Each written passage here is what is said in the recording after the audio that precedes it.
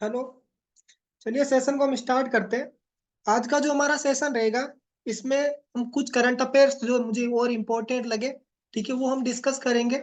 और उसके बाद में कुछ और चीजें हैं important exam point of view से, ठीक है, वो हम डिस्कस करने वाले हैं।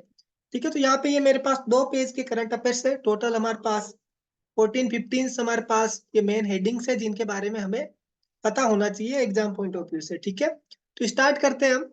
सबसे पहले हमारे पास हमारे जो डांसिंग फ्रॉग्स है वो न्यूज में थे अभी। ठीक है, जो डांसिंग फ्रॉग्स है उसके बारे में हमें ये ध्यान रखना है कि ये कहाँ पे पाए जाते हैं। ये हमारे पास पाए जाते हैं वेस्टर्न घाट्स में। जो हमारे पास वेस्टर्न घाट्स है, ये हमारे पास इंडिया का मैप है। ठीक है, तो यहाँ पे ये जो हमारे पास ये जो वेस्टर्न जो हमारे पास कोस्ट लाइन है, इसके अलोंग है, यहाँ पे है हमारे पास वेस्टर्न घाट। ठीक है, महाराष्ट्र, कर्नाटका, गोवा, ये जो एरिया हमारे पास, ये क्या है,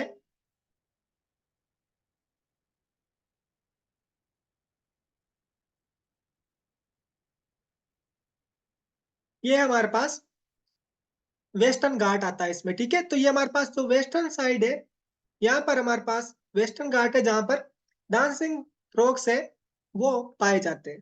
ठीक है, सेकंड टॉपिक है हमारे पास गेंगेटिक रिवर डॉल्फिन।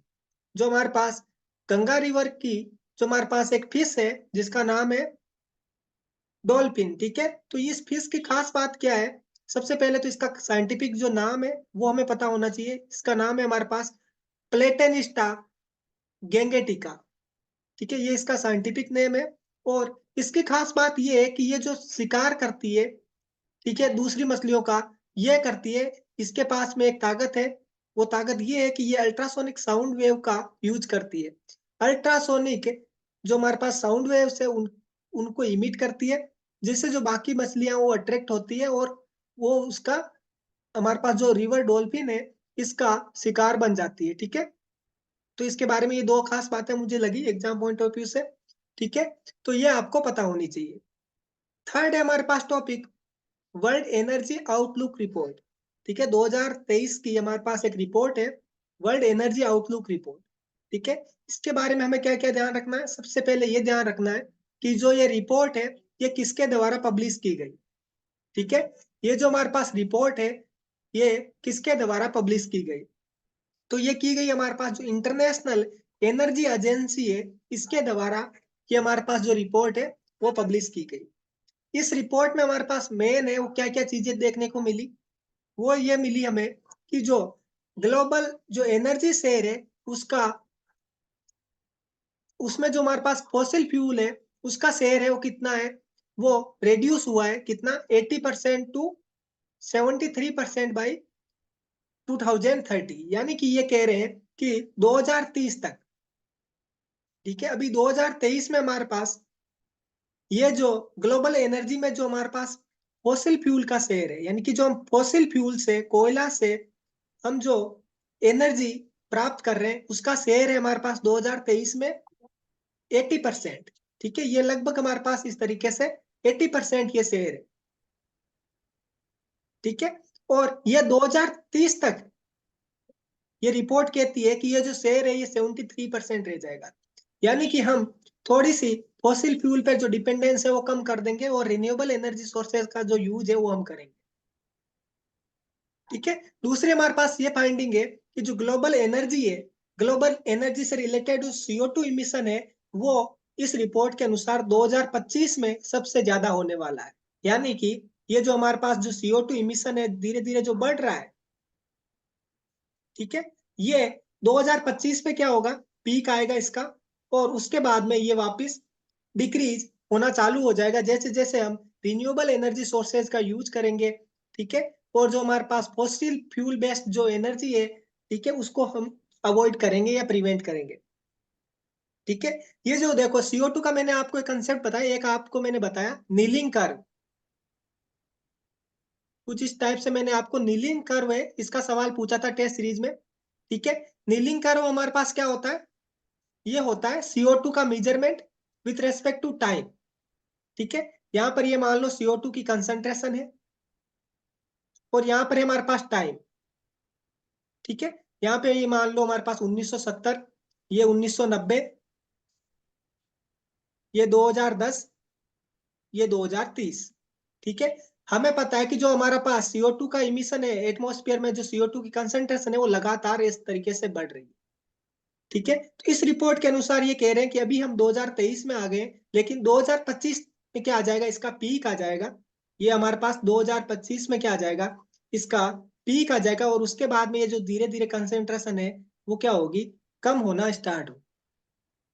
ठीक है। तो ये हमारे पास इस एनर्जी रिपोर्ट की फाइंडिंग्स है जो हमें पता होनी चाहिए। प्लस ये पता होना चाहिए कि ये जो हमारे पास रिपोर्ट है ये कौन सी एजेंसी पब्लिश करती। ठीक है, आगे चलते हैं।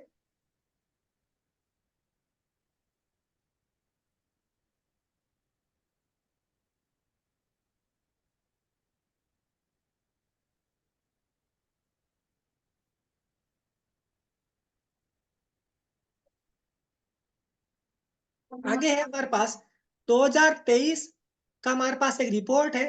रिपोर्ट का नाम है 2023 स्टेट ऑफ क्लाइमेट रिपोर्ट। ठीक है। Entering uncharted territory. ठीक है। तो ये हमारे पास एक बायो साइंस में ये जो रिपोर्ट है ये पब्लिश हुई थी। बायो साइंस एक जर्नल का नाम है। ठीक है। इस जर्नल में ये हमारे पास जो रिपोर्ट है पब्लिश हुई थी। ठीक है। तो इसके बारे में ये आपको सिर्फ पब्लिश किसने किया ये आपको पता होना चाहिए। इसकी की फाइंडिंग्स है वो कोई ज्यादा इंपॉर्टेंट नहीं है। ठीक है।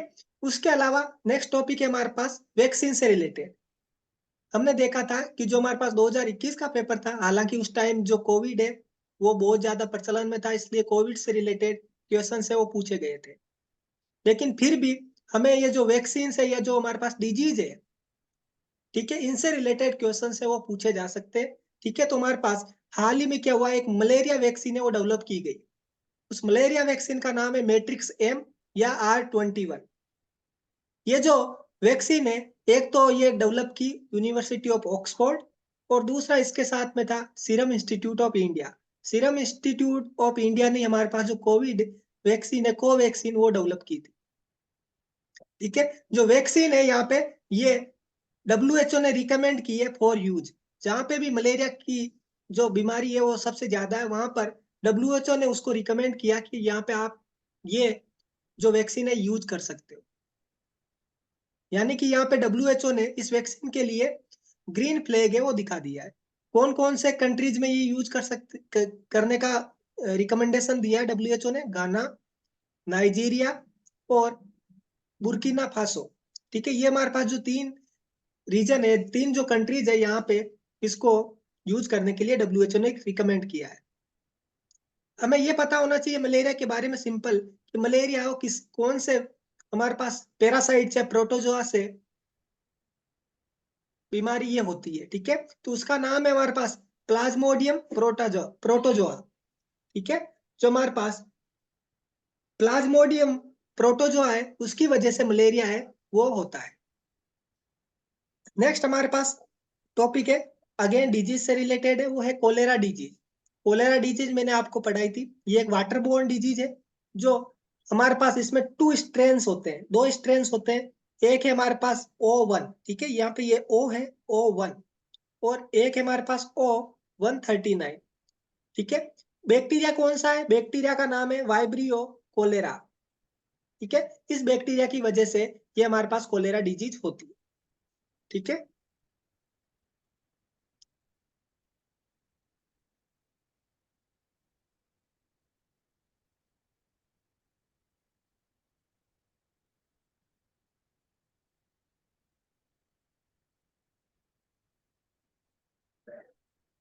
नेक्स्ट है हमारे पास कार्बन लाइन।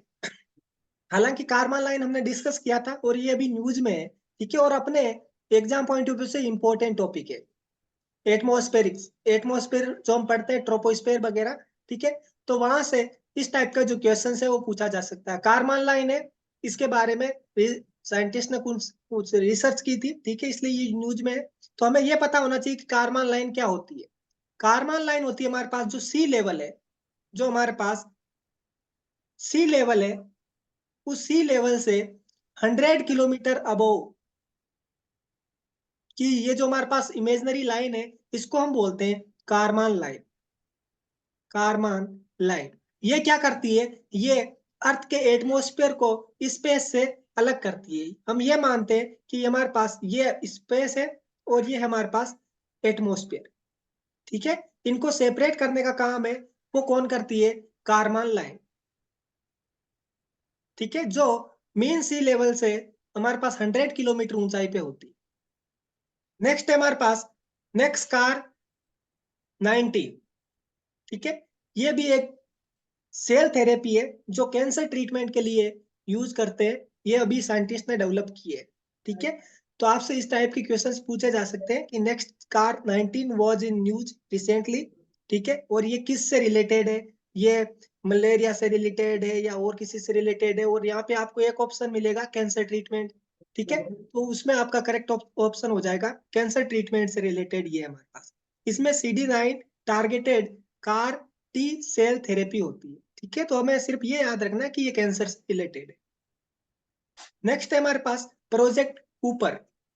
जो प्रोजेक्ट क्यूपर है हमारे पास वो अमेजन ने लॉन्च किया था, ठीक है। इसमें हमारे पास क्या अभी हाल ही में फर्स्ट सैटेलाइट है इस प्रोजेक्ट के अंदर वो लॉन्च किया गया। ये जो प्रोजेक्ट है हमारे पास ये रिलेटेड है टू प्रोवाइड इंटरनेट सर्विस, ठीक है। इंटरनेट सर्विस से हमारे पास प्रोवाइड करने से रिलेटेड प्रोजेक्ट कूपर है जो अमेजन द्वारा लॉन्च किया गया।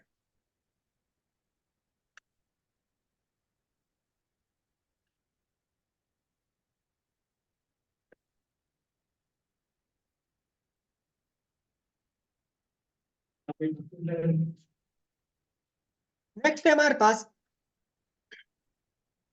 ये भी हमारे पास टर्म है कैरिंग कैपेसिटी ऑफ इकोसिस्टम। ये न्यूज में था क्योंकि अभी हाल ही में हमारे पास गवर्नमेंट ने एक कमेटी बनाई थी और उन्होंने कमेटी इसलिए बनाई ताकि आप पता करो कि जो हमारे पास हिमालयन रीजन है उसमें जो इकोसिस्टम है उसकी कैरिंग कैपेसिटी क्या है, ठीक है। तो उसकी कैरिंग कैपेसिटी है वो कम हो रही थी, ठीक है। तो उसमें सुप्रीम कोर्ट ने उस पे कुछ इंटरप्रीट करने के लिए कहा था, इसलिए ये जो टॉपिक है वो न्यूज में। हमें सिर्फ ये पता रखना है कि कैरिंग कैपेसिटी क्या होती है, क्योंकि इकोसिस्टम वगैरह ये भी इससे रिलेटेड भी क्वेश्चन से वो एग्जाम जाते हैं।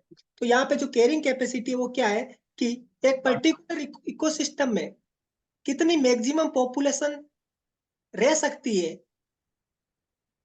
ठीक है, एक मिनट।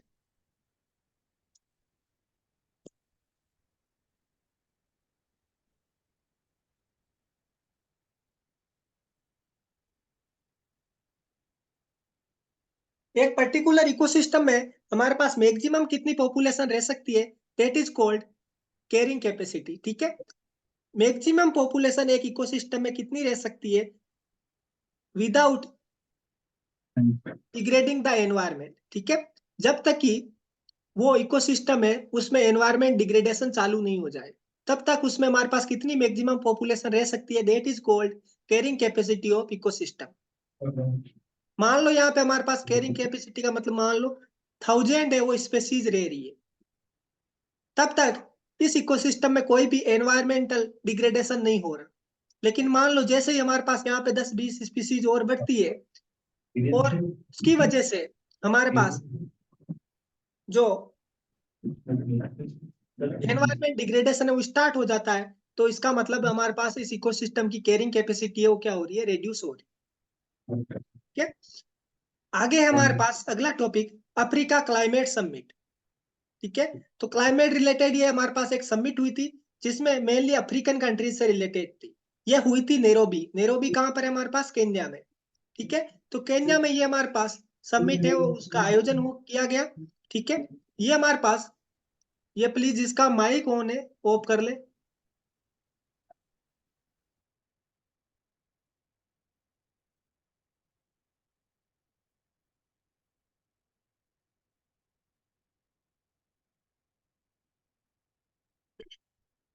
ठीक है, ये जो हमारे पास अफ्रीका क्लाइमेट समिट हुई थी ये किसके द्वारा होस्ट की गई, इसमें कौन कौन से कंट्रीज ने पार्टिसिपेशन किया, एक था हमारे पास केन्या, गवर्नमेंट ऑफ केन्या, और दूसरा अफ्रीकन यूनियन। अफ्रीकन यूनियन के जितने भी कंट्रीज है उन्होंने इस क्लाइमेट समिट में भाग लिया, ठीक है। नेक्स्ट टॉपिक है हमारे पास children's right to clean healthy and sustainable environment, ठीक है।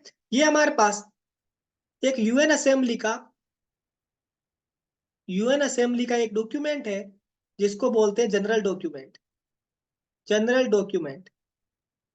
ठीक है, तो उसमें जो जनरल डॉक्यूमेंट में जो कमेंट नंबर 26 है, ठीक है, वो रिलेटेड है चिल्ड्रंस का ये राइट है कि वो क्लीन, हेल्दी और सस्टेनेबल एनवायरनमेंट में अपना जीवन यापन करें। ठीक है, ये जो हमारे पास जनरल कमेंट नंबर जो 26 है, ये डेवलप किया गया या ये दिया गया by the UN convention on rights of child. ठीक है, जो यूएन कन्वेंशन है राइट्स ऑफ चाइल्ड के लिए, ठीक है, उन्होंने ये कंसेप्ट दिया। ठीक है, जो हमारे कंट्रीज में आर्टिकल 21 है, वो क्या कहता है? Right to healthy environment. ठीक है, ये है हमारे पास फंडामेंटल राइट। दूसरा डीपीएसपी में हमारे पास एनवायरनमेंट से रिलेटेड स्टेट का हमारे पास प्रिंसिपल है, वो क्या है? किस आर्टिकल में? 48A। और जो हमारे पास फंडामेंटल ड्यूटीज है, उसमें हमारे पास आर्टिकल कौन सा है? 51AG। ठीक है, ये आपको चीजें क्लियर होनी चाहिए।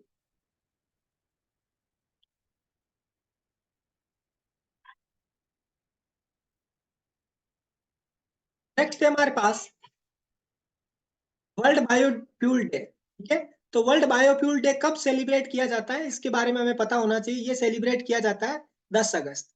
ठीक है, तो जो भी मैंने आपको अभी टेस्ट सीरीज में कुछ डेज आपसे पूछे गए थे, ठीक है, कुछ मैंने आपको जो क्लासेस ली थी उनमें मैंने आपको बताए थे। ठीक है, और कुछ मैं ये करंट अफेयर्स के थ्रू बता रहा हूँ, तो ये आप एक पेज में नोट कर ले। ठीक है, और इनको बार बार रिवाइज करते रहे। जैसे कुछ इंपॉर्टेंट, वाटर डे कब आता है? 22 मार्च। अर्थ डे 22 अप्रैल। बायोडाइवर्सिटी डे 22 मई। एनवायरमेंट डे 5 जून। वर्ल्ड ओजोन डे 16 सितंबर। वर्ल्ड वेटलैंड डे 2 फरवरी। इस तरीके से आपके पास 10 से 15 ये जो डेज है जो सेलिब्रेट किए जाते हैं, इनकी लिस्ट है वो होनी चाहिए। ठीक है, और वो आप बार बार उसको रिवाइज करें। आगे है हमारे पास air quality life index. Air quality life index से रिलेटेड सवाल मैंने आपसे टेस्ट सीरीज में भी पूछा था। 2023 की ये हमारे पास जो इंडेक्स है, ये कौन पब्लिश करता है? ये पब्लिश करता है हमारे पास energy policy institute at university of Chicago. ठीक है, स्टेट किसके द्वारा? Energy policy institute at university of Chicago, जिसको शॉर्ट में बोलते हैं ईपी। ठीक है, इसमें मैंने आपसे ये सवाल पूछा था कि जो हमारे पास ये रिपोर्ट ये कहती है कि जो दिल्ली है, दिल्ली में एयर पोल्यूशन की वजह से जो वहां पर लोग रह रहे हैं, उनकी लाइफ एक्सपेक्टेंसी वो कितनी रेड्यूस हो रही है? कितने से? 11.9 ईयर से अराउंड रेड्यूस हो रही है। ठीक है, एयर पोल्यूशन की वजह से वो 11.9 साल है वो कम जिएंगे, इस रिपोर्ट के अकॉर्डिंग उनका ये कहना है। ठीक है, तो ये हमारे पास कुछ करंट अफेयर्स थे जो मुझे इंपॉर्टेंट लगे, वो मैंने आपको बताए। ठीक है, अब इसमें करंट अफेयर से रिलेटेड एक हमारे पास ये डिस्क्रिपेंसी रहती है कि हमें और क्या क्या पढ़ना है। ठीक है, तो मैंने एनवायरमेंट रिलेटेड जो करंट अफेयर्स है वो मैंने आपको यहाँ पे बताए। ठीक है, मैंने स्टेट से रिलेटेड भी बताए, नेशनल लेवल से रिलेटेड भी बताए, और इंटरनेशनल लेवल से भी रिलेटेड बताए। ठीक है, जो स्टेट लेवल से उससे जो भी इंपॉर्टेंट क्वेश्चंस है वो मैंने आपसे कल डिस्कस किए थे टेस्ट से। जो टेस्ट नंबर 9 है उसमें स्टेट हमारे पास राजस्थान में एनवायरमेंट के कौन कौन से मुद्दे थे, ठीक है, जिन पे क्वेश्चंस पूछे जा सकते हैं, वो मैंने उसमें कवर किए। अब बाकी जो करंट अफेयर्स है, जो आपके जो जनरल जीके के जो पोर्शन है उसमें पूछे जा सकते हैं 1 से 2 सवाल। ठीक है, ज्यादा सवाल नहीं आएंगे, 1 से 2 सवाल है वो पूछे जा सकते हैं, जिसमें आप उसके लिए एक तो जो हमारे पास ये प्राइजेज वगैरह होते हैं वो आप देख सकते हो। ठीक है। एक हमारे पास मेनली जो ओलंपिक्स, एशियन गेम्स वगैरह जो रिसेंट में हुए, ठीक है, इनके बारे में देखें। ठीक है, प्राइजेज और एशियन गेम्स, या फिर कोई बड़ी इंपॉर्टेंट बुक वगैरह पब्लिश हुई है तो उस बुक, ये बुक है किसके द्वारा पब्लिश की गई, उससे रिलेटेड क्वेश्चन से वो पूछे जा सकते हैं। ठीक है, तो इस टाइप से प्राइजेज के, गेम्स से रिलेटेड, बुक से रिलेटेड, ठीक है, ये सवाल है। इस टाइप से आप इसको करंट अफेयर्स को तैयार कर सकते हो, लेकिन आपको ज्यादा डीप में नहीं जाना है। ठीक है, बिकॉज जो आपकी एजेंसी जो ये एग्जाम करवा रही है, ठीक है, तो हम जो भी पढ़ के जाते हैं उसमें से एक भी नहीं पूछा जाता। जो IBPS है, इसकी ये हिस्ट्री है कि जो हम पढ़ के जाते हैं उनमें से एक भी एनवायरमेंट करंट, ये जो करंट अफेयर्स है इसकी क्वेश्चंस नहीं पूछे जाते हैं। ठीक है, तो इसमें ज्यादा आपको इनपुट नहीं देना है। ठीक है, क्योंकि इसका आउटपुट रेट है वो क्या है, कम है। ठीक है, तो हमें जो इंपॉर्टेंट चीजें हैं वही हमें कवर करनी चाहिए। ठीक है, अब अपन थोड़ा सा और चलते हैं, मैं आपको CPCB की वेबसाइट पे ले जाता हूँ। ठीक है, वहां पे मैं थोड़ी सी चीजें डिस्कस करना चाह रहा हूँ कि वहां पे आपको क्या क्या चीजें हैं वो आपको और देख लेनी चाहिए। ठीक है,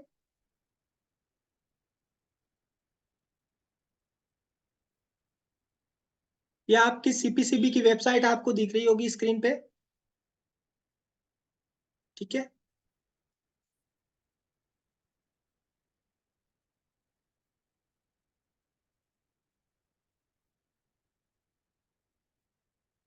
यहाँ पर देखो हमारे पास, यहाँ पर ये एक दे रखा है टेप, यहाँ पर लिख रखा है एयर, वाटर और नॉइस डेटा। ठीक है, तो यहाँ पे जब आप एयर क्वालिटी डेटा पे देखोगे तो बहुत सारी चीजें आपको देखने को मिलेगी।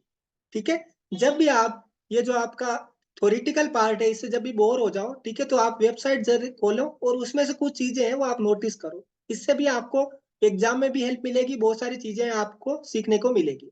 ठीक है, इस पे आप सबसे पहले ये देख सकते हो डेली AQI बुलेटिन, या फिर आप यहाँ नीचे है हमारे पास लाइव एयर क्वालिटी इंडेक्स। ठीक है, जब इस पे आप क्लिक करेंगे,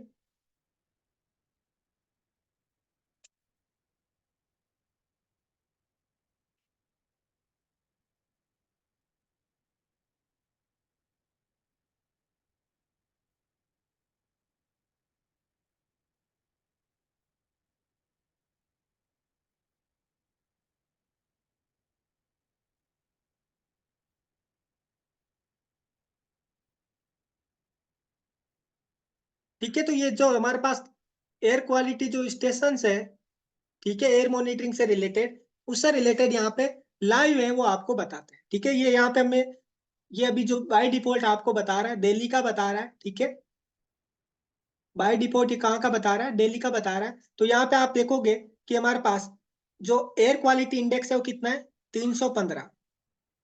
ठीक है, तो 315 में हमारे पास ये क्या बता रहा है, वेरी पुअर। देखो 0 से 50 है, वो मैंने आपको बताया था क्या, जी, गुड। ठीक है, 51 से लेके 100 तक ये हमारे पास हो गया सेटिस्फैक्ट्री। 100 से लेके 200 हो गया हमारे पास मॉडरेट। 201 से 300 तक हो गया हमारे पास पुअर। 300 से 400 हो गया हमारे पास वेरी पुअर। और 400 से 500 हो गया हमारे पास सीवियर। ठीक है, तो यहाँ पे हमारे पास क्या है, वेरी पुअर। वेरी पुअर की कैटेगरी में, क्योंकि हमारे पास एयर क्वालिटी इंडेक्स है वो कितना आ रहा है, 315 आ रहा है। ठीक है, यहाँ पर ये देखो एयर पोल्यूटेंट कौन कौन से कंसिडर कर रहा है, PM2.5, PM10, NO2, ammonia, SO2, CO और ओजोन। ठीक है, ये हमारे पास कितने हैं टोटल,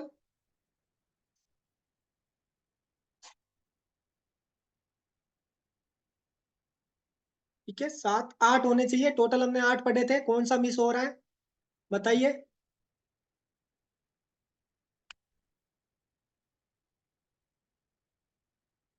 एक सर हमारे लेड। पास इसमें लेड है sir. Lead. Lead yes sir. Sir. हाँ, तो लेड यहाँ पर ये मीजर नहीं कर रहे। ठीक है, ये सिर्फ यहाँ पे 7 मीजर कर रहे हैं। मैंने आपको ये बताया था कि पर्टिकुलर लोकेशन पे हमें जो एयर क्वालिटी इंडेक्स निकालना है, तो उसमें जरूरी नहीं कि हम पूरे 8 के 8 यूज करें, ठीक है। हमें कितना यूज करना है, मिनिमम मिनिमम कितने होने चाहिए, 3। 3 में से कम एक है, वो कौन सा होना चाहिए, या तो PM2.5 और पीएम, या फिर PM10। इनमें से तो एक होना चाहिए और बाकी दो तुम कोई से ले लो, तो कम से कम 3 होने चाहिए। ये जो यहाँ पे आनंद विहार टर्मिनल है दिल्ली का, यहाँ पे इन लोगों ने, यहाँ पर जो 7 है वो एयर पोल्यूटेंट है, उनका मेजरमेंट ये कर रहे हैं। और इनका जो एयर क्वालिटी इंडेक्स आ रहा है वो कितना आ रहा है, 315। 315 मतलब कि वेरी पुअर, ठीक है। यहाँ पे आप जयपुर का भी देख सकते हो, जयपुर का मैं बताता हूँ, ठीक है। यहाँ पे आप स्टेट सेलेक्ट कर लीजिए, जयपुर, राजस्थान, ठीक है। राजस्थान में ये हो गया हमारे पास जयपुर। जयपुर में भी आप स्टेशन देख सकते हो, यहाँ पे कौन कौन से स्टेशन है। यहाँ पे आदर्श नगर है, मानसरोवर, पुलिस कमिश्नरेट, ये हमारे पास रिको इंडस्ट्रियल एरिया, सेक्टर 2, ठीक है। तो फॉर एग्जाम्पल यहाँ पे मैं ये मानसरोवर का देखता हूँ, ठीक है। तो मानसरोवर में हमारे पास जो एयर क्वालिटी इंडेक्स यहाँ पे देखने को मिल रहा है हमें, वो है 197। 197 मतलब येलो दिखा रहा है, येलो दिखा रहा मतलब मॉडरेट है, ठीक है। तो ये जो कलर कॉम्बिनेशन है ये आपको पता होना चाहिए। एयर क्वालिटी इंडेक्स है, कौन सी रेंज में कौन सी कैटेगरी आएगी वो पता होना चाहिए। कितने हमारे पास जो पोल्यूटेंट्स होने चाहिए, टोटल हमारे पास जो एयर क्वालिटी इंडेक्स के लिए पोल्यूटेंट है 8, वो आपको पता होने चाहिए नेम वाइज, ठीक है। PM2.5, PM10, NO2, ammonia, SO2, CO, ozone और लेड, ठीक है। और हमें जो एयर क्वालिटी इंडेक्स निकालने के लिए इनमें से मिनिमम कितने चाहिए, 3। 3 में से एक तो हमारे पास PM2.5 या PM10 होना ही चाहिए। इसके अलावा दूसरा और तीसरा आप इनमें से कोई सा ले सकते हो, जिसकी लगती है आपको यहाँ पे इस पर्टिकुलर एरिया पे इसकी कंसंट्रेशन ज्यादा हो सकती है, ठीक है। तो उससे आप वहाँ का एयर क्वालिटी इंडेक्स है वो निकाल सकते हैं, ठीक है। तो एक तो ये चीजें आप देख सकते हो यहाँ से। और क्या देख सकते हैं हम यहाँ से,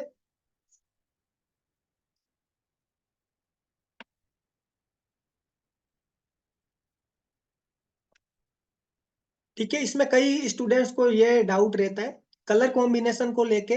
कई जगह कुछ दूसरा कलर कॉम्बिनेशन है वो देखने को मिल रहा है, ये मॉडरेट और सेटिस्फैक्ट्री के लिए, ठीक है। तो ये जो कलर कॉम्बिनेशन मैं अभी बता रहा हूँ या जो भी मैंने आपको पढ़ाया है, देट इज करेक्ट, ठीक है। यदि इससे रिलेटेड आपके पास सवाल आता है और दूसरा ऑप्शन भी उसमें सही मानते हैं बोर्ड वाले, तो आप उसका ये ऑब्जेक्शन इस रिपोर्ट के जो CPCB है उसकी वेबसाइट के अकॉर्डिंग है, वो रेफरेंस देके आप ऑब्जेक्शन लगा सकते हो, ठीक है। और आपका जो क्वेश्चन है वो सही माना जाएगा। Excuse me sir. हाँ जी। सर लास्ट ईयर एक क्वेश्चन आया था रिलेटेड टू दिस, जो हाँ कि हाँ, गलत था। वो तो उस देखा पे था, सर उसमें मैंने गलत था ऑब्जेक्शन इसलिए। लगाया था, तो मेरे पास जो उनका रिप्लाई आया था, तो हाँ उन्होंने ये कहा था कि this is taken from I think US EPA manual. तो हमें यहाँ मेंशन करना चाहिए था, तो ये क्वेश्चन ठीक होता।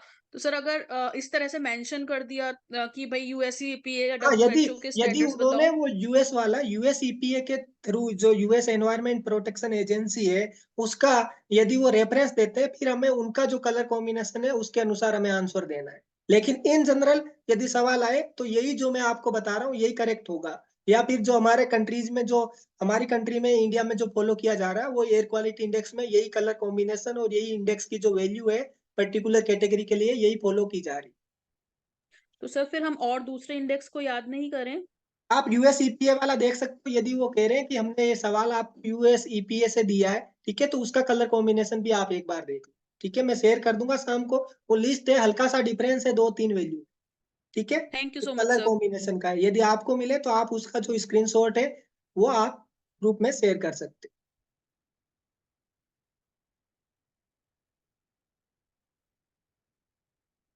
जी सर।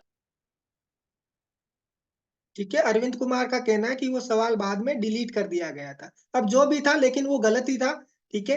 अब उसमें ऑप्शन भी नहीं था, तो क्या सही करेंगे वो, ठीक है। और वो USEPA के का सवाल दिया तो उनको मेंशन करना चाहिए था, ठीक है। तो ऐसे एक दो सवाल है वो डिस्क्रिपेंसी वाले रहते हैं, जिसमें कभी कुछ सही माना जाता है, कभी कुछ सही माना जाता है, उनका कोई पर्टिकुलर आंसर नहीं होता।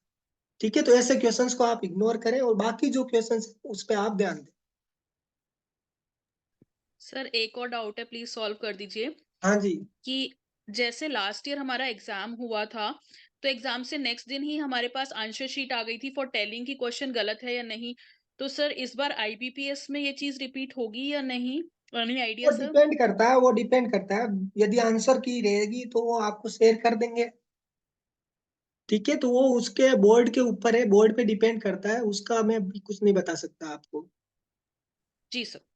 ठीक है, अब देखो यहाँ पे लाइव एयर क्वालिटी इंडेक्स हमने देख लिया।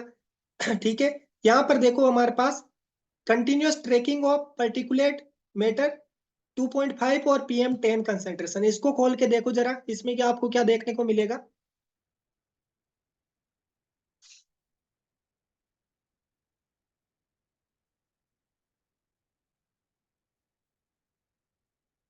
ठीक है, यहाँ पे आप सबसे ऊपर पढ़े, क्या लिखा हुआ है?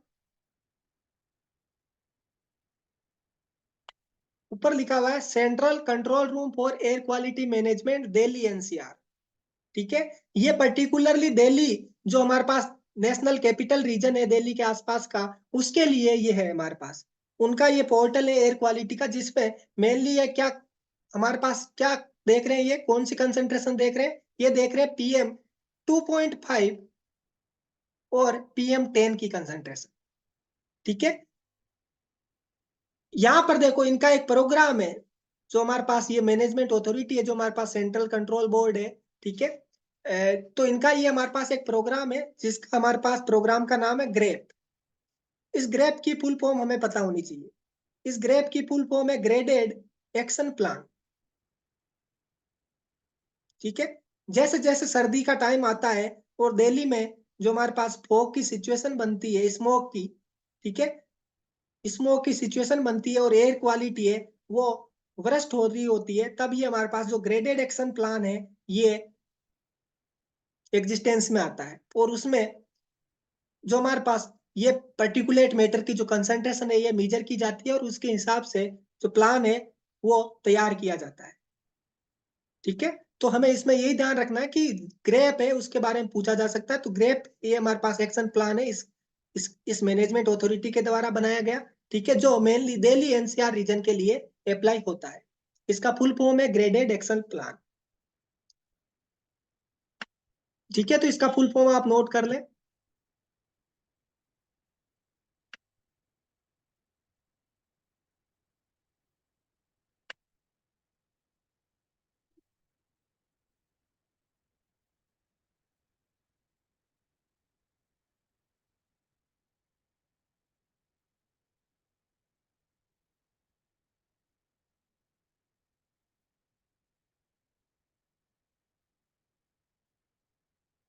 वापस चलते हैं हम।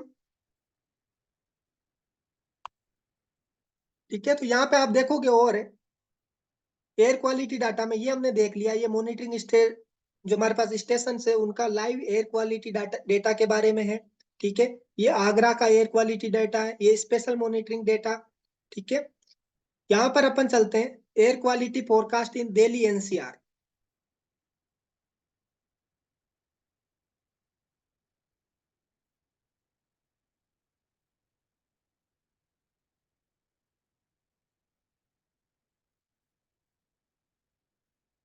ठीक है, तो इसमें देखो आप, ये जो इंडेक्स है ये वही इंडेक्स है जो मैंने आपको बताए थे। ठीक है, इस पे मैं आपको ये बताना चाह रहा था कि यहाँ पे एक प्रोग्राम है। ठीक है, ये भी दिल्ली NCR के लिए, यहाँ पर हमारे पास ये जो मॉनिटरिंग मेथड है इस, तो यहाँ पे एक बार मैं वापस ले जाता हूँ एयर क्वालिटी डेटा। इसमें देखो नीचे लिखा हुआ है एयर क्वालिटी फोरकास्ट इन दिल्ली, सोर्स सफर।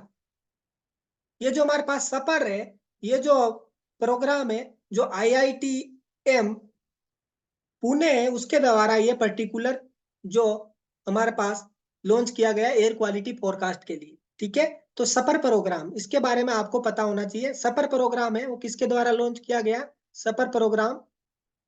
ठीक है, सफर का आप एक बार फुल फॉर्म भी देख लेना। ठीक है, ये है हमारे पास IITM पुणे। ठीक है, ये जो एनसीआर वाला रीजन है दिल्ली का, ठीक है, वहां पर एयर क्वालिटी फोरकास्टिंग के लिए इसको यूज किया जाता है। ठीक है, इसके अलावा एयर क्वालिटी से रिलेटेड हमारे पास एक ऐप भी है गवर्नमेंट का, ठीक है, समीर ऐप। ठीक है, तो इन एप्स के बारे में भी ध्यान रखना आप, समीर ऐप और एक ये सफर प्रोग्राम, एक मैंने आपको बताया ग्रेप, GRAP। ठीक है,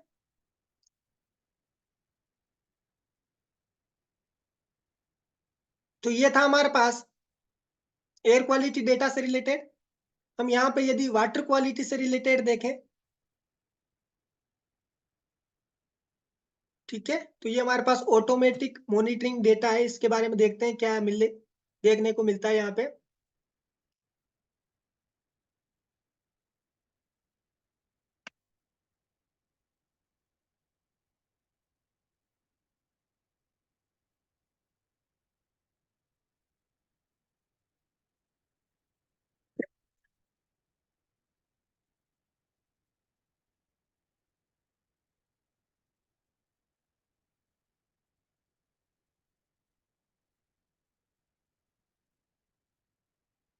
ये अभी चल नहीं रहा नेट, ठीक है, एक बार इसको आप देखना, इसमें कोई इंपॉर्टेंट चीज है, ठीक है, तो वो आप देख सकते हो। इसके अलावा इसमें हमारे पास जो नॉइस मॉनिटरिंग डेटा है,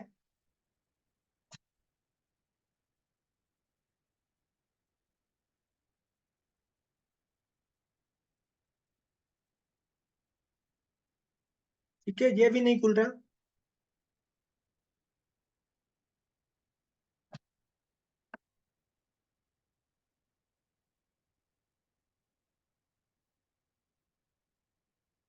ठीक है, तो ये चीजें आपको पता होनी चाहिए। इसके अलावा देखो यहाँ पे स्टैंडर्ड्स है, वो आपको देखने को मिल जाएंगे।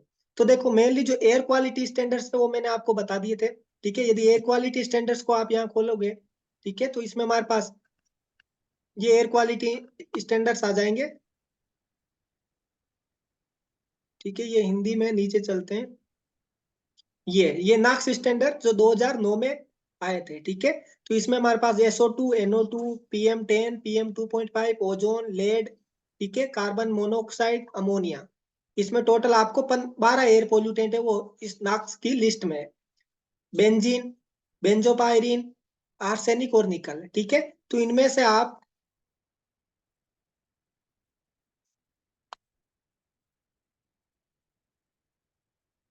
जो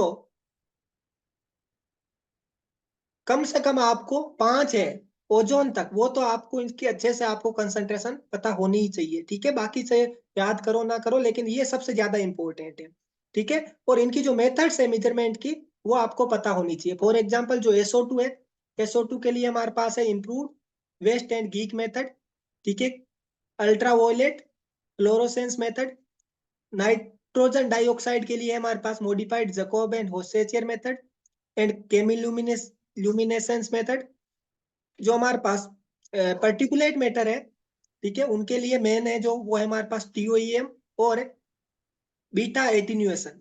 ठीक है, TOEM का फुल फॉर्म पूछा जा सकता है। ठीक है, इनके बारे में आप पता रखें। ओजोन की हमारे पास है UV फोटोमेट्रिक और केमिल्यूमिनेसेंस।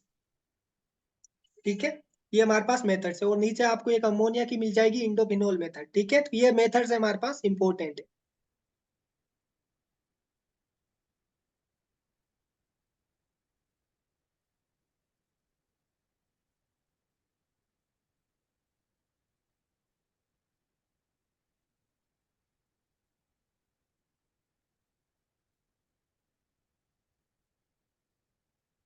ठीक है, तो यहाँ से आप स्टैंडर्ड्स देख सकते हो, आपको स्टैंडर्ड्स मिल जाएंगे यहाँ पे। और यदि हमारे पास इनसे रिलेटेड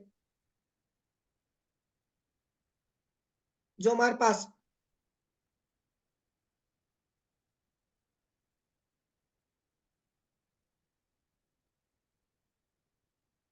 यहाँ पे आप देखोगे एनवायरमेंट एक्ट्स एंड रूल्स। ठीक है, तो आपको यहाँ पे कौन सा है, वाटर पोल्यूशन से related, air pollution, noise pollution या वेस्ट मैनेजमेंट।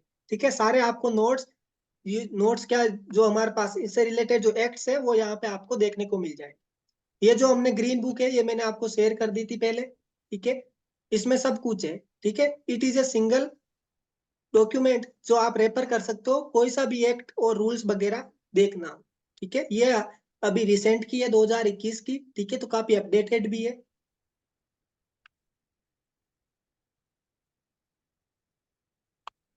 ठीक है, तो ये था हमारे पास सीपीसीबी से रिलेटेड जो चीजें मेरे को बतानी चाहिए थी। ठीक है, अब हम चलेंगे थोड़ा सा गॉसियन प्लूम डिस्पर्सन मॉडल पर। काफी लोगों का डाउट था कि सर ये अच्छे से समझ में नहीं आया। ठीक है, तो वो मैं एक बार बता देता हूँ आपको। Gaussian plume dispersion model.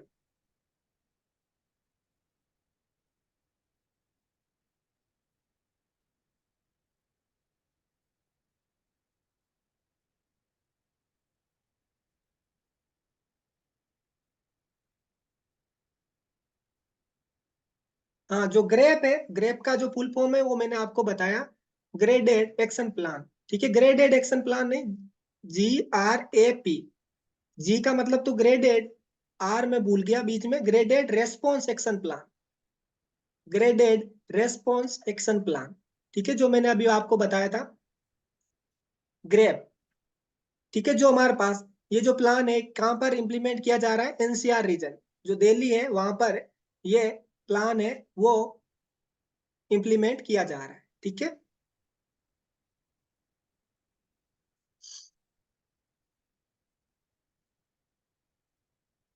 तो देखो इसमें हमारे पास जो गॉसियन प्लूम डिस्पर्सन मॉडल है, इसमें हमें कौन कौन सी चीजें ध्यान में रखनी है। सबसे पहले मैंने आपको बताया था कि सबसे पहले हमें समझना है इसको गॉसियन प्लूम डिस्पर्सन मॉडल में गॉसियन का मतलब क्या है। गॉसियन, जिसको हम बोलते हैं नॉर्मल डिस्ट्रीब्यूशन भी, क्या बोलते हैं, नॉर्मल डिस्ट्रीब्यूशन भी। ठीक है, तो गॉसियन या फिर नॉर्मल डिस्ट्रीब्यूशन, तो इसमें हमारे पास क्या है, जो एयर पोल्यूटेंट की कंसंट्रेशन है उसका जो डिस्ट्रीब्यूशन है वो कुछ इस तरीके से होता है। इस शेप को बोलते हैं बेल शेप। ठीक है, बेल शेप्ड में हमारे पास क्या होता है, ये डिस्ट्रीब्यूशन होता है। ये सिमेट्रिकल है, आप यहां से इसको काटोगे तो इधर का और इधर का दोनों क्या मिलेगा, आपको बराबर मिलेगा। इसमें मीन, मेडियन और मोड तीनों क्या रहते हैं, बराबर रहते हैं। ठीक है, और इसमें मैंने आपको बताया दो इंपॉर्टेंट पैरामीटर, एक म्यू, दूसरा सिग्मा। म्यू का मतलब तो मीन है, और सिग्मा का मतलब है हमारे पास स्टैंडर्ड डेविएशन। Standard deviation. ठीक है, सिग्मा क्या डिनोट करता है, सिग्मा डिनोट करता है स्प्रेड को। ये हमारे पास कर्व है, कितना स्प्रेड हो रखा है। ठीक है, एक ये हमारे पास, दूसरा मैं मान लो इस तरीके से बनाऊं यदि कर्व को, तो आप देखोगे कि इसका स्प्रेड है वो क्या है, कम है। इसका स्प्रेड है वो क्या है, कम है। इसका जो स्प्रेड था वो क्या था, ज्यादा था। ये यहाँ तक फैला हुआ है और ये यहाँ तक है हमारे पास। ठीक है, तो यहाँ पर क्या है, सिग्मा वन है वो क्या है, कम है as compare to sigma two. ठीक है, और यदि म्यू है, म्यू बढ़ रहा है तो मतलब कि हमारे पास जो ये कर्व है ये किधर शिफ्ट होगा, इस साइड शिफ्ट होगा। ठीक है, और यदि हमारे पास म्यू है वो घट रहा है तो हमारे पास जो कर्व है ये इस साइड शिफ्ट होगा, लेकिन इसकी शेप पर कुछ भी फर्क नहीं पड़ेगा, ये वैसी ही रहेगी। ये हमारे पास जो गॉसियन डिस्ट्रीब्यूशन है, इसकी ये हमारे पास इस टाइप की इक्वेशन है वो आती है, इस कर्व की इक्वेशन है ये। ठीक है, हमें याद रखने की बिल्कुल भी जरूरत नहीं। ठीक, हमसे इस स्लाइड से कोई सवाल पूछा जाए तो वो ये पूछा जा सकता है कि जो गॉसियन प्लूम डिस्पर्सन है मॉडल है, उसमें गॉसियन टर्म का मतलब क्या होता है, किस टाइप का डिस्ट्रीब्यूशन है, नॉर्मल है, कौन सा है। ठीक है, तो वो है हमारे पास नॉर्मल डिस्ट्रीब्यूशन। आगे चलते हैं।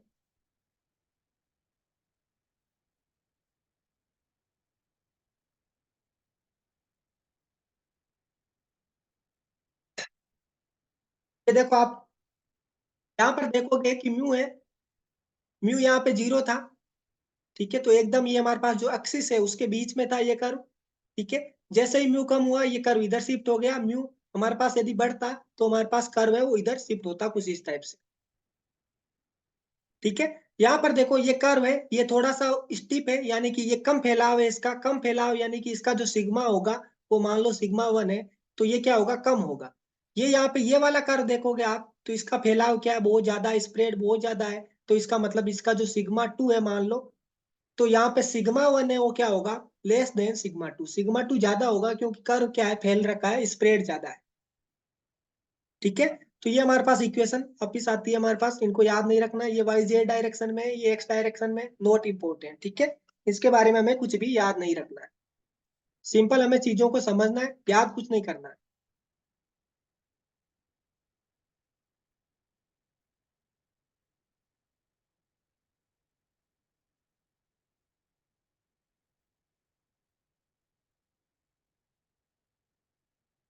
आगे चलते हैं।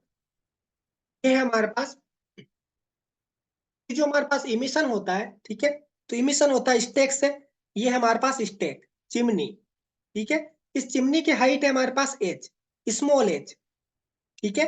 और यहाँ पर ये है डेल्टा एच। ये क्या है चीज डेल्टा एच? आप देखोगे कि किसी भी पर्टिकुलर चिमनी से जो धुआं निकलेगा, जो पोल्यूटेंट निकलेगा, वो एकदम से हॉरिजॉन्टल नहीं होता। वो थोड़ा सा क्या है, वर्टिकल डिस्टेंस कवर करता है, और उसके बाद में क्या होता है, हॉरिजॉन्टल हो जाता है, हॉरिजॉन्टल डायरेक्शन में, ड्यू टू विंड वेलोसिटी। यहाँ से आप देखोगे कि विंड यदि यू है, तो उसकी वजह से वो क्या हो जाएगा, हमारे पास हॉरिजॉन्टल डायरेक्शन में जाना स्टार्ट हो जाएगा। तो ये जो हमारे पास, जो जहां से इमिशन स्टार्ट हुआ वहां से लेके और जहां तक ये हॉरिजॉन्टल होना चालू नहीं हुआ, ठीक है, यहाँ पर ये हॉरिजॉन्टल होके यहाँ पर ये प्लूम बन गई, तो इसकी जो ये सेंट्रल लाइन है, इसके बीच की जो डिस्टेंस होती है उसको बोलते हैं delta H. Delta H is called plume rise. इसको हम क्या बोलते हैं, प्लूम राइज। यानी कि प्लूम है वो हॉरिजॉन्टली जाने से पहले कितनी राइज हो रही है, ठीक है, due to its buoyancy and momentum. Buoyancy and momentum, ठीक है, ये दो फैक्टर है जो प्लूम राइज के लिए रेस्पॉन्सिबल है। एक तो बोयंसी है गैस की खुद की, और इसका कितना मोमेंटम है, जिसकी वजह से ये क्या होगी, प्लूम थोड़ी सी राइज होगी, और उसके बाद में ये इस तरीके से हमारे पास हॉरिजॉन्टल डायरेक्शन में स्टार्ट हो जाएगी जाना, due to effect of wind velocity, ठीक है। तो यहाँ पे जो ये है एच, एच क्या है, effective height, effective stack height, ठीक है। तो इसको इफेक्टिव क्यों बोल रहे हैं, क्योंकि यदि हम ये इतनी सी चीज को भूल भी जाएं, ठीक है, फिर हमें लगेगा जब इस चीज को हम इतना से को भूल के फिर हम देखेंगे कि ये जो हमारे पास ये जो प्लूम बन रही है, इसका सोर्स कहाँ है, यहाँ पर है। इसका सोर्स यहाँ पर है, जिसको हम बोल रहे हैं वर्चुअल सोर्स या इक्विवेलेंट सोर्स। इसलिए ये जो हाइट है इसको हम बोलते हैं effective stack height. That is equal to nominal stack height या normal stack height plus plume rise, ठीक है। तो ये चीज हमें इसमें समझनी थी, ये जो कंसेप्ट है ये आपको सिर्फ समझना था इस स्लाइड से। ये क्वेश्चन इंपॉर्टेंट नहीं है, नहीं पता रखना हमें। आगे चलते हैं।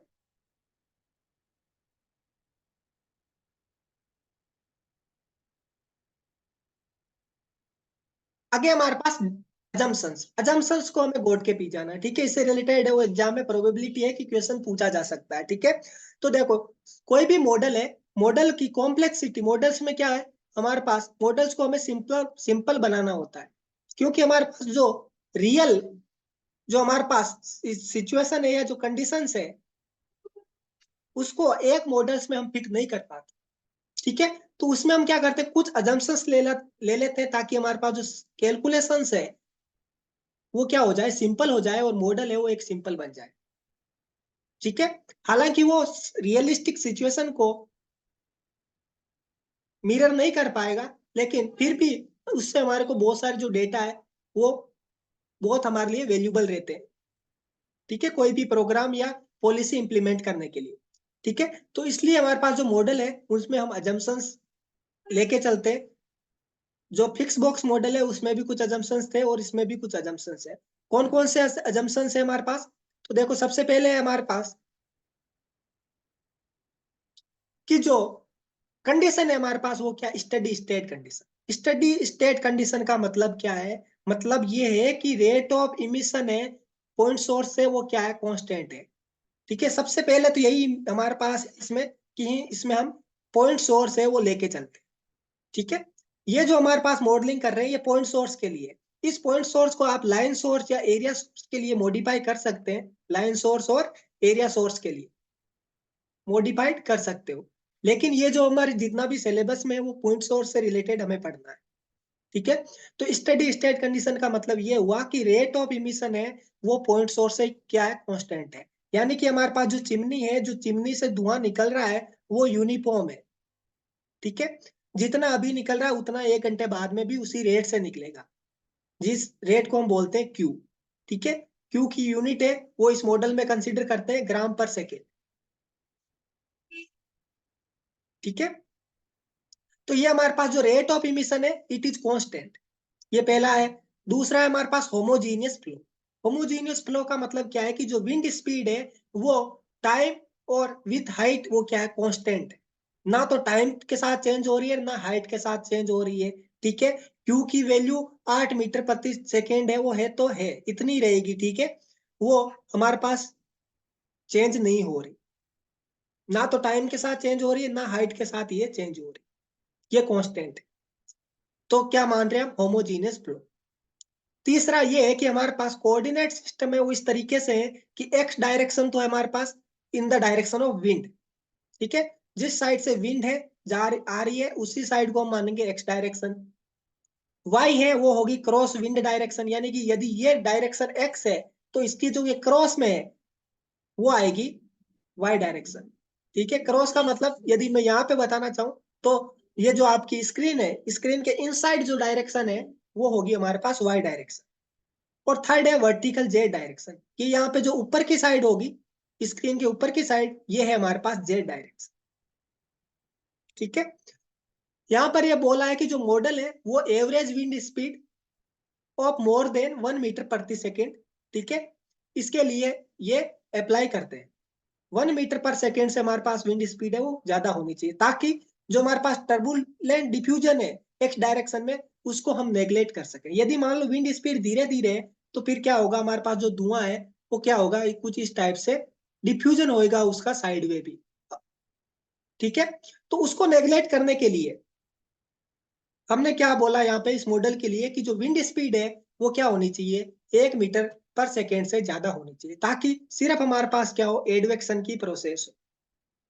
ठीक है, ये हमारे पास जो प्लूम है वो इस तरीके से आगे बढ़े। नेक्स्ट हमारे पास जो मास डिफ्यूजिविटी रेट्स है D X D Y D Z वो है कांस्टेंट। ठीक है, जो एक्स डायरेक्शन में डी एक्स है वो कांस्टेंट है, वाई डायरेक्शन में डी वाई कांस्टेंट है, और जेड डायरेक्शन में वो हमारे पास डी जेड कांस्टेंट। ठीक है,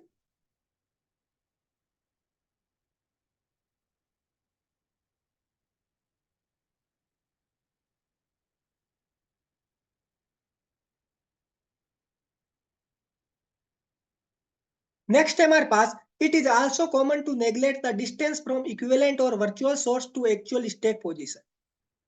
ठीक है, इसमें ये बोल रहा है कि जो हमारे पास वर्चुअल सोर्स है उससे लेके जो एक्चुअल स्टेक पोजीशन है उसके बीच की जो डेल्टा एच डिस्टेंस है वो भी हम क्या कर सकते हैं, नेग्लेक्ट कर सकते हैं, आल्सो कॉमन है।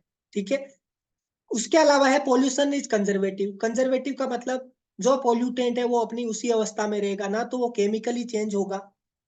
ठीक है, ना उसका कहीं, जैसे ही वो हमारे पास मान लो ये पोल्यूटेंट है, ये चिमनी से निकला, ठीक है, और हमारे पास कुछ इस टाइप की प्लूम्स बनी कि वो ग्राउंड की तरफ निकल गई।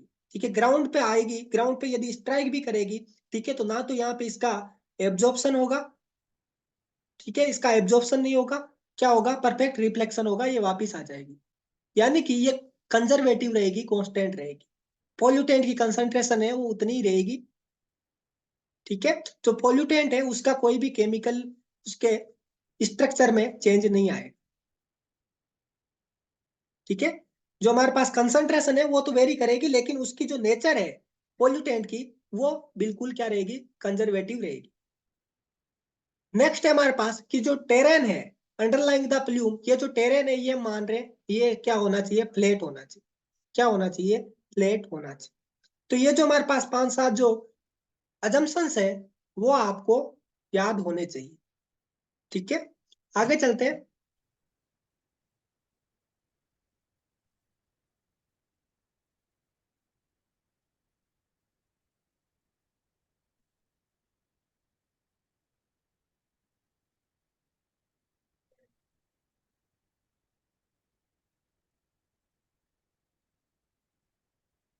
यहाँ देखो, ये जो ग्राफ है, ठीक है, ये हमें सिर्फ समझने की जरूरत है, इसके बारे में और कुछ हमें ध्यान नहीं रखना है। ठीक है, तो देखो हमारे पास दो पैरामीटर होते हैं, एक होता है सिग्मा वाई और एक होता है सिग्मा जेड। सिग्मा वाई वो है हमारे पास स्टैंडर्ड डेविएशन इन वाई डायरेक्शन। सिग्मा जेड है वो है हमारे पास स्टैंडर्ड डेविएशन इन जेड डायरेक्शन। ठीक है, अब देखो, सबसे पहले मैं इस ग्राफ से पहले मैं आपको एक चीज बताना चाहता हूँ। जैसे ये हमारे पास स्टेक है, ठीक है, यहां से प्लूम निकली, कुछ इस साइड ऐसे जाएगी, ये हमारे पास प्लूम है, इसकी ये है सेंटर लाइन। ठीक है, सेंटर लाइन है, और यहाँ पर हम ये मान रहे हैं कि ये इसकी जो विंड की डायरेक्शन है वो इस तरीके से है यू। ठीक है, तो ये तो होगी एक्स डायरेक्शन, यू की डायरेक्शन एक्स डायरेक्शन। ये जो स्क्रीन है, अपने स्क्रीन, जो मोबाइल या जो लैपटॉप की जो स्क्रीन है वो उसके इनसाइड है, वो हो जाएगा वाई डायरेक्शन। और ये जो हमारे पास स्क्रीन पे ऊपर की साइड है वो हो जाएगा जेड डायरेक्शन। ठीक है, ये ऊपर की साइड है जेड डायरेक्शन। थोड़ा सा ये डायग्राम टेढ़ा बना हुआ है इसलिए मैं आपको इस तरीके से दिखा रहा हूँ। ये हो गया हमारे पास जेड डायरेक्शन। तो आप देखो, तो वाई डायरेक्शन है, तो वाई डायरेक्शन में हमारे पास जो प्लूम है, तो प्लूम की हमारे पास कंसंट्रेशन का कुछ ग्राफ है, वो कुछ इस टाइप का बने। ठीक है, इसका ये जो इस वाई डायरेक्शन में, वाई डायरेक्शन में जो हमारे पास जो इसका स्प्रेड होगा, that is denoted by sigma Y.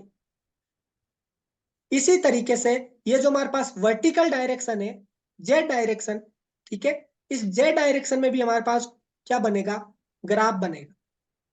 ठीक है, ये हमारे पास मान लो जेड डायरेक्शन वाला ग्राफ है। तो जेड डायरेक्शन में हमारे पास क्या होगा, जो स्प्रेड होगा कर्व का, वो किसके द्वारा डिनोट किया जाएगा, सिग्मा जेड के द्वारा। यहाँ पे जो एक्स डायरेक्शन है, तो यहाँ पे देखो सिर्फ मैं सिग्मा वाई और सिग्मा जेड का जिक्र कर रहा, सिग्मा एक्स का जिक्र नहीं कर रहा। बिकॉज सिग्मा एक्स डायरेक्ट जो एक्स डायरेक्शन है हमारे पास, उसमें कंसंट्रेशन से रिलेटेड इस टाइप का जो गॉसियन कर्व है वो नहीं बनेगा। क्यों नहीं बनेगा, आप मुझे बताइए। क्योंकि हमारे पास इस डायरेक्शन में क्या है, एक फैक्टर है wind speed.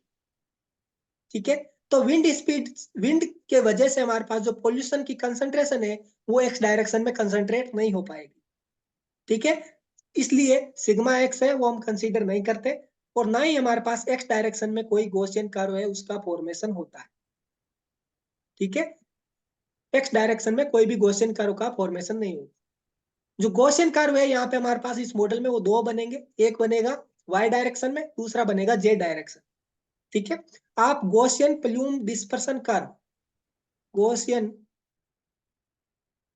Plume dispersion curve, ठीक है, इन 3D, ये आप मोबाइल में या लैपटॉप सर्च करना, तो आपको 3D में ये जो इमेज है ये आपको देखने को मिल जाएगी, ताकि आप इसको इजीली है वो समझ सकते। ठीक है, तो यहाँ आप, मैंने आपको बताया कि सिग्मा वाई और सिग्मा जेड हम कंसीडर करते हैं, क्योंकि वाई और जेड डायरेक्शन में हमारे पास जो गॉसियन कर्व है वो बनता है। ठीक है, तो जो सिग्मा वाई है, इस डायग्राम में आप समझो कि सिग्मा वाई है वो दो चीजों पे डिपेंड कर रहा है। यानी कि वाई डायरेक्शन में जो हमारे पास पोल्यूटेंट का डिस्पर्सन होगा वो दो चीजों पे डिपेंड कर रहा है।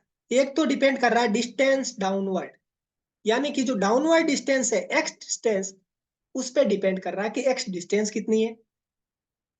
ठीक है, और दूसरा वो डिपेंड कर रहा है एटमॉस्फेरिक स्टेबिलिटी पे। किस पे डिपेंड कर रहा है, एटमॉस्फेरिक स्टेबिलिटी। ये जो ए टू एफ हमारे पास कैटेगरी है, ये कौन सी कैटेगरी है, ये वही कैटेगरी है जो हमने पहले पढ़ी थी। ठीक है, जब मैंने क्लास ली थी, पास्कल गिफोर्ड स्टेबिलिटी कैटेगरीज, ए से लेके एफ तक। ठीक है, तो यानी कि हमें हमारे जो एग्जाम में वो इस टाइप का सवाल पूछा जा सकता है कि जो हमारे पास सिग्मा वाई डिस्पर्सन है, वाई डायरेक्शन में जो, वो किस किस चीज का फंक्शन है या किन किन चीजों पर डिपेंड करता है। एक तो डिपेंड करता है एक्स पे कि डाउनवर्ड कितना जा रहे हैं, और दूसरा है कि वहां पर जो हमारे पास एटमोस्फेरिक की स्टेबिलिटी है वो किस टाइप की है, कौन सी स्टेबिलिटी कैटेगरी है, उसके हिसाब से हमारे पास, जैसे मान लो हम एक्स है वो इतना चले गए। ठीक है, और हमारे पास स्टेबिलिटी कैटेगरी है वो है डी। ठीक है, तो डी के रेस्पेक्ट में हम यहाँ से ये निकाल लेंगे सिग्मा वाई है वो हमारा कितना आ जाए।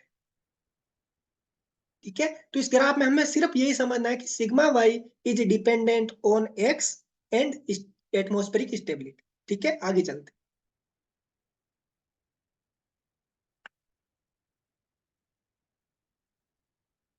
ये है हमारे पास सिग्मा जेड। ठीक है, sigma Z is again dependent on x और एटमॉस्फेरिक स्टेबिलिटी। तो यानी कि सिग्मा वाई और सिग्मा जेड दोनों है वो दो चीजों पे डिपेंड कर रहे हैं। किन किन चीजों पे डिपेंड कर रहे हैं? एक डिपेंड कर रहे हैं डाउनवर्ड डिस्टेंस एक्स, और दूसरा वो डिपेंड कर रहे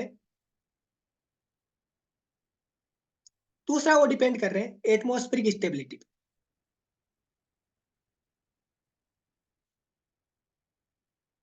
ठीक है, बस इतना ही ध्यान रखना हमें। आगे चलो।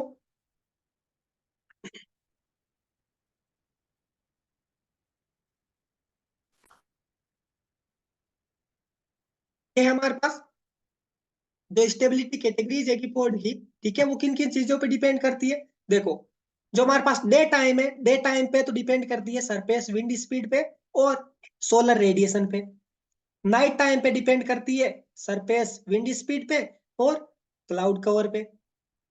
ठीक है, तो ये हमें पता होना चाहिए कि जो हमारे पास स्टेबिलिटी है वो किन किन चीजों पे डिपेंड करती है। तो डे में करती है हमारे पास विंड स्पीड कितनी है, और जो हमारे पास सोलर रेडिएशन है वो कितना है।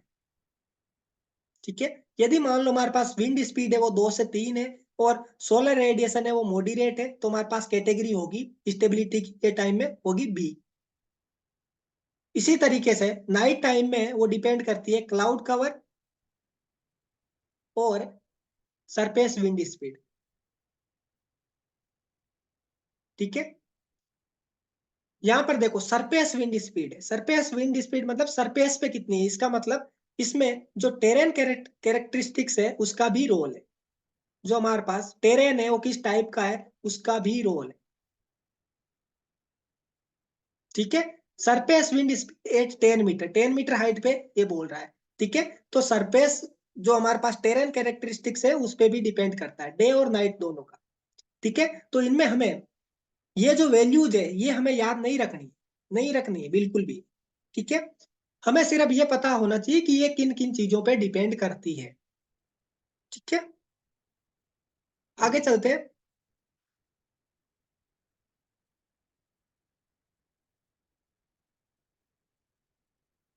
ये हमारे पास की विंड वेलोसिटी यदि स्टेक हाइट पे हम निकालना चाहे तो इस टाइप का ये फॉर्मूला यूज कर सकते हैं। ठीक है, ये यहाँ तक आप वैल्यू है, ये जो दो फॉर्मूले ये आप याद कर सकते हो, बाकी एन की वैल्यू है वो आपको याद करने की जरूरत नहीं है। ठीक है, यदि सवाल पूछा जाएगा तो एन की वैल्यू दे के रखेंगे। आगे चलते हैं। ये हमारे पास आती है फाइनल इक्वेशन। ठीक है, ये हमारे पास फाइनल इक्वेशन आती है सी एक्स वाई जेड। ठीक है, कि किसी भी एक्स वाई जेड कोऑर्डिनेट पर हमारे पास सी है, सी का मतलब कंसंट्रेशन। ठीक है, जो पोल्यूटेंट है उसकी कंसंट्रेशन कितनी आएगी, ये किस में है? ये है माइक्रोग्राम पर मीटर क्यूब या फिर ग्राम पर मीटर क्यूब।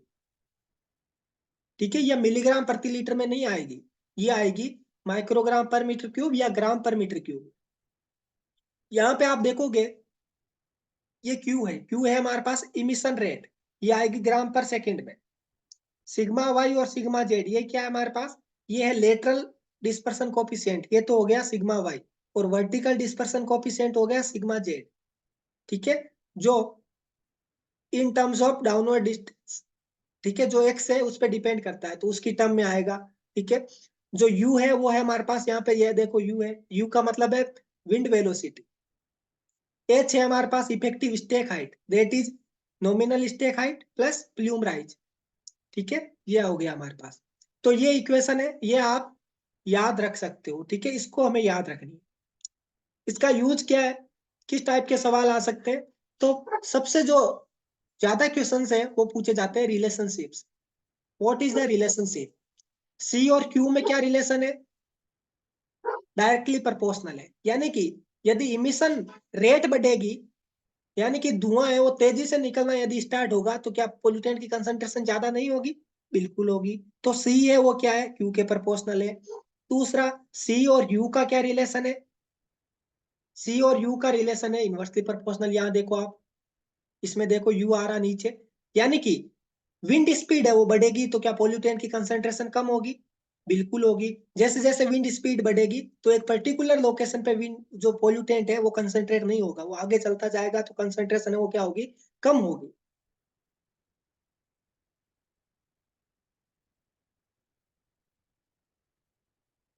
ठीक है, जनरल है ये रिलेशनशिप, ये रिलेशनशिप है वो क्या है, जनरल रिलेशनशिप। ठीक है, इस टाइप से हमारे पास ऑप्शन में देके रखें, तब आप इसको टिक कर सकते हो। लेकिन जो कंसंट्रेशन है वो मॉडिफाई हो सकती है। कैसे? अब देखो, विंड स्पीड बढ़ रही है, मैं यहाँ पे आपको कह रहा हूँ कि विंड स्पीड बढ़ी तो कंसंट्रेशन है वो क्या होगी, कम होगी। अब दूसरे तरीके से सोचो, विंड स्पीड बढ़ी तो जो प्लूम राइज है उस पर क्या इफेक्ट होगा, जो प्लूम राइज है उस पर क्या इफेक्ट होगा, ये जो प्लूम राइज है, यदि विंड स्पीड बढ़ेगी तो क्या प्लूम राइज कम होगी? भैया यदि विंड है वो तेजी से चल रही है तो जो हमारे पास धुआं है वो क्या होगा, पहले इतना ट्रेवल कर रहा था ऊपर, अब यदि विंड है उसकी स्पीड ज्यादा है तो क्या होगा, धुआं वो कम ट्रेवल करेगा ऊपर और वो क्या हो जाएगा, हॉरिजॉन्टल हो जाएगा। इसका मतलब जो प्लूम राइज है वो क्या हो जाएगा, कम हो जाएगा। प्लूम राइज क्या हो जाएगा, कम हो जाएगा। अब देखो, जो हमारी स्टेक हाइट है, इफेक्टिव स्टेक हाइट वो क्या होती है, एच प्लस डेल्टा एच। यदि हमारे पास प्लूम राइज है वो कम होती है, ठीक है, तो एच की वैल्यू है, एच की वैल्यू है वो क्या हो जाएगी, कम हो जाएगी। अब देखो यहाँ पे आप जाओ, एच का देखो यहाँ पे रोल है, एच की वैल्यू कम हो जाएगी, ठीक है, तो ये हमारे पास क्या, इनवर्स प्रोपोर्शनल है। इनवर्स प्रोपोर्शनल है मतलब कि यहाँ पे हमारे पास जो सी की वैल्यू है वो क्या हो जाएगी, बढ़ जाएगी। सी की वैल्यू क्या हो जाएगी, बढ़ जाएगी, जबकि हम तो कह रहे हैं कि सी की वैल्यू कम होगी। ठीक है, तो हमें यह चीज समझनी है कि यदि हमसे जनरल रिलेशनशिप पूछे तो ये है जनरल रिलेशनशिप, लेकिन वो यदि हमें प्लूम राइज का और उसमें मेंशन करे और हमें कॉम्युलेटिव इफेक्ट पूछे तो हमारे पास फिर जो कंसंट्रेशन है उसका जो मॉडिफिकेशन है वो कुछ इस तरीके से होगा कि कंसंट्रेशन है वो इस फॉर्मूले के अकॉर्डिंग क्या होगी, बढ़ेगी। ठीक है, तो ये जो रिलेशनशिप मैंने बताई दो, एक तो सी और क्यू की, दूसरी सी और यू की, ये हमें पता होनी चाहिए।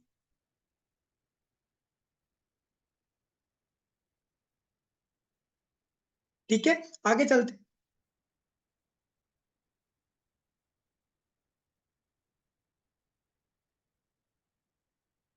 ये देखो इसमें जो, ये जो मैंने दो आपको क्वेश्चन कर्व समझाने की कोशिश की थी, ठीक है, ये देखो हमारे पास, एक तो ये है हमारे पास क्वेश्चन कर्व, ये कौन सा है, ये हमारे पास वाई डायरेक्शन वाला, ठीक है, ये हमारे पास इधर वाई डायरेक्शन है, तो ये वाई डायरेक्शन में इस टाइप से बना दिया। और एक है हमारे पास जेड डायरेक्शन वाला, ठीक है, ये है हमारे पास प्लूम सेंटर लाइन।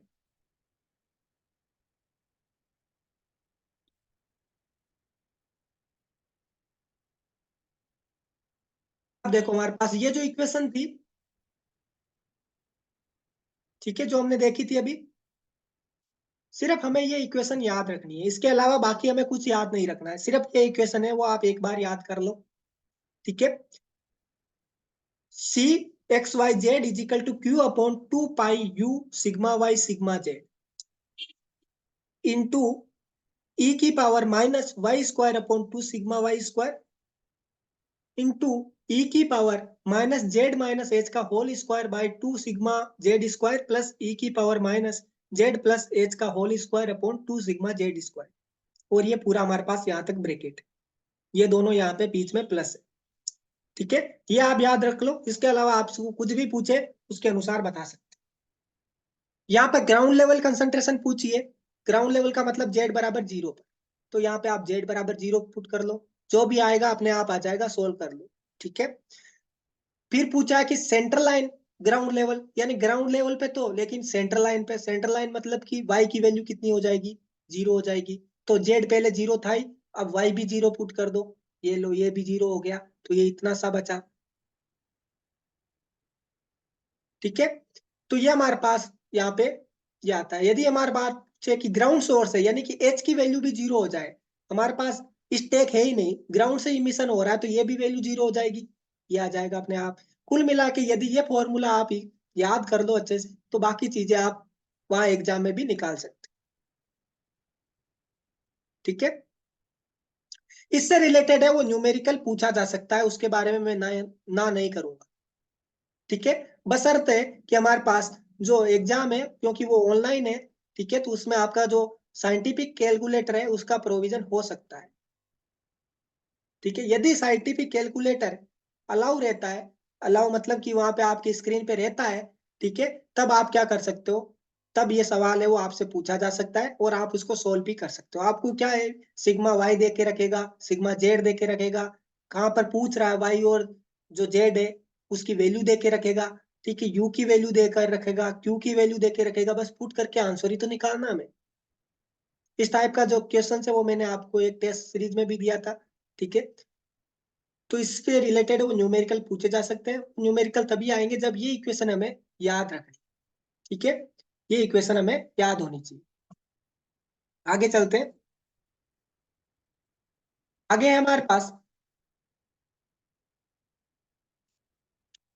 ठीक है, ये है हमारे पास maximum ground level centre line concentration का लोकेशन, ठीक है। तो इसको आप याद रख सकते हो, वैसे यदि याद नहीं रखो तो भी काम चल जाए, आप निकाल सकते हो, लेकिन निकालने में भी टाइम लगता है, ठीक है। तो ये है हमारे पास sigma Z is equal to h/√2, इसको ऐसे याद रखो, ठीक है। उसको जब सोल्व करोगे तो हमारे पास ये वैल्यू आ जाएगी 0.707h।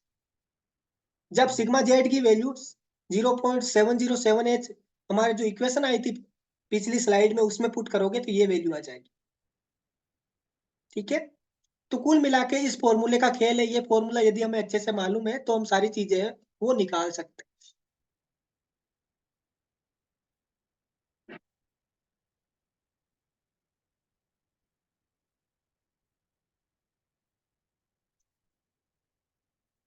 ये है हमारे पास इफेक्टिव स्टेक हाइट, ठीक है, इफेक्टिव स्टेक हाइट है, एच है, वो किन किन चीजों पे हमारे पास डिपेंड करती है, ठीक है। तो हम मैंने आपको बताया कि effective stack height is equal to nominal nominal stack height plus plume rise. Plume rise है वो किन किन जो चीजों पर डिपेंड करती है, वो करती है स्टेबिलिटी पर, ठीक है, विंड स्पीड पर, स्टेक की exit gas velocity, exit velocity कितनी है, देन जो स्टेक है हमारे पास, इससे जो ये पोल्यूटेंट निकल रहा है तो इस पॉइंट पर यहाँ पर इसकी कितनी वेलोसिटी है उस पर भी डिपेंड करता है। बिकॉज यही हमारे पास जो फैक्टर है जो बोयंसी को डिसाइड करता है कि हमारे पास पीयू में ऊपर कितनी राइज करेगी, ठीक है। इमिशन रेट क्या है, जो इमिशन रेट है हमारे पास ये मोमेंटम को शो करता है कि हमारे पास मोमेंटम क्या होगा। टेम्परेचर ऑफ इमिशन यानी कि ये जो हमारे पास इमिशन हो रहा है यहाँ से तो इस गैस का टेम्परेचर क्या है, और स्टेक डायमीटर पे डिपेंड करती है, ठीक है। तो ये जो पांच छह चीजें हैं ये आपको पता होनी चाहिए कि प्लूम राइज है वो किन किन चीजों पे डिपेंड करती है।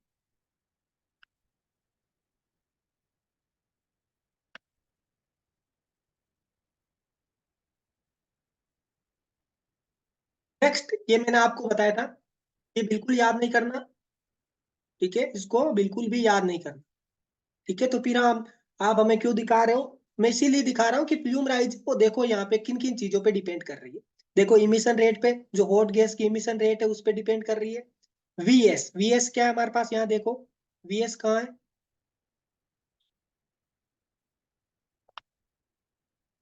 वीएस, वीएस पे डिपेंड कर रही है, यानी कि स्टेक गैस की जो एग्जिट वेलोसिटी है उस पे डिपेंड कर रही है। डी फॉर डायमीटर, डायमीटर पे डिपेंड कर रही है, ठीक है, स्टेक का कितना डायमीटर है, और विंड स्पीड क्या है।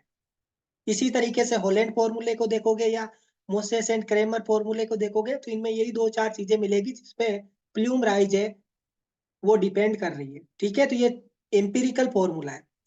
अगेन इससे रिलेटेड है वो एग्जाम में न्यूमेरिकल पूछा जा सकता है, न्यूमेरिकल पूछा जाएगा तो ये पूरा फॉर्मूला आपको देके रखेंगे, ठीक है, और उसमें आपको ये सारी वैल्यू देके रखेंगे, आपको बस कैलसी उठाना है और सोल्व करना है, प्रोवाइडेड आपको यूनिट्स का ध्यान रखना है, ठीक है, यूनिट्स का ध्यान रखना है। यहाँ पे जो यूनिट्स है वो हो सकता है देखे नहीं रखे, तो एक बार इनकी यूनिट्स है वो देख सकते हो आपकी कार्सन और मोजेस में, वीएस किस में, डी किस में, क्यूएच किस में, यू किस में, ठीक है।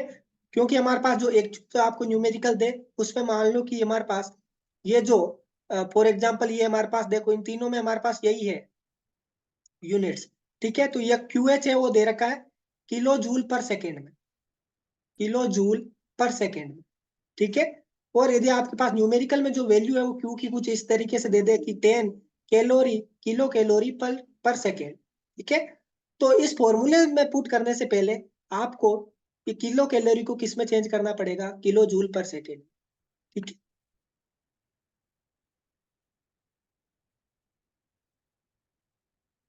आगे चलते हैं। ये हमारे पास इफेक्टिव स्टेक हाइट का, ये हमारे पास BIS का स्पेसिफिकेशन है, जहां पर ये यदि 10⁶ कैलोरी पर सेकेंड से ज्यादा है, ठीक है, तब हमारे पास ये फॉर्मूला आता है, ठीक है। और यदि हमारे पास 10 कैलोरी पर सेकेंड से क्या है, कम है, तो हमारे पास नीचे वाला फॉर्मूला है वो आता है। अगेन इनसे रिलेटेड जो फॉर्मूले है वो याद नहीं करने, बस आपको यूनिट्स है वो देख कि यहाँ पे हमारे पास जो यूनिट्स है वो किस में है। क्यू है इस बार कैलोरी पर सेकेंड में, जो पिछली स्लाइड थी उसमें था Q kilojoule per second में, यहाँ है कैलोरी पर सेकेंड में।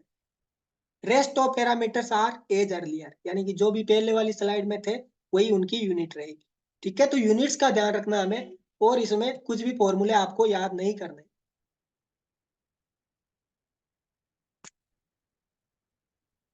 आगे चलते हैं, ये आपको याद रखना है, ठीक है, आपको याद रखना है, इंपॉर्टेंट स्लाइड है, ठीक है। जो BIS की स्पेसिफिकेशन है उसके अनुसार चिमनी हाइट है, ठीक है। चिमनी हाइट निकालने के लिए हमारे पास यदि पर्टिकुलेट मैटर का इमिशन हो रहा है तो हाइट का ये फॉर्मूला है, HS = 74 Q की पावर 0.27। अगेन Q किस में पुट करना है, यहाँ टन पर आवर, ठीक है, टन पर आवर। दूसरा है SO2 इमिशन के लिए, ये हमारे पास फॉर्मूला है, HS = 14 QS की पावर 1/3, ठीक है। यहाँ पर QS है उसकी यूनिट अलग है, कौन सी है, किलोग्राम पर आवर, ये पुट करना है, ठीक है। तो ये यूनिट्स का और ये फॉर्मूला है, उसमें ये क्या कोफिशिएंट है ऊपर की साइड, ये हमें पता होना चाहिए। मिनिमम जो रिकमेंडेड चिमनी हाइट है as per under Indian condition, वो है कि यदि हमारे पास इंडस्ट्री है, वो थर्मल पावर प्लांट है और उसकी कैपेसिटी 200 से 500 के बीच है, तब मिनिमम होनी चाहिए 220। यदि 500 मेगावाट से ज्यादा है तो होनी चाहिए 275। और यदि थर्मल पावर प्लांट के अलावा अदर कोई इंडस्ट्री है कोई सी भी, उसके लिए मिनिमम चिमनी हाइट है वो कितनी होनी चाहिए, 30 मीटर। 30 मीटर से नीचे तो चिमनी हाइट है वो होनी नहीं चाहिए, ठीक है। तो ये था हमारे पास गॉसियन प्लूम डिस्पर्सन मॉडल, ठीक है। इसके अलावा तो ये हमारे पास यहाँ पर था जो हमने यहाँ पे कवर किया। इससे रिलेटेड यदि किसी को डाउट है तो आप पूछ सकते हो, ठीक है, नहीं तो इस सेशन को फिर यहाँ पे हम क्लोज करते हैं।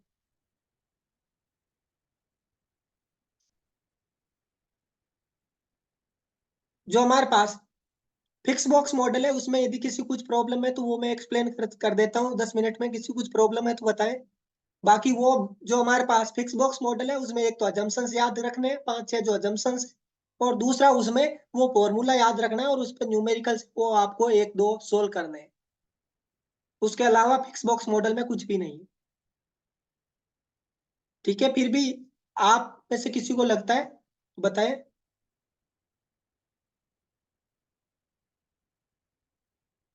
प्लूम राइज, मनीष मैंने आपको प्लूम राइज के बारे में अभी बता दिया। प्लूम राइज है किन किन चीजों पे डिपेंड करती है, ठीक है, विंड वेलोसिटी पे डिपेंड करती है, इमिशन रेट पे डिपेंड करती है, जो हमारे पास गैस है उसका टेम्परेचर कितना है, जो स्टेक है उसका डायमीटर कितना है, जो गैस निकल रही है उसकी एग्जिट वेलोसिटी कितनी है, उस पे डिपेंड करता है, ठीक है।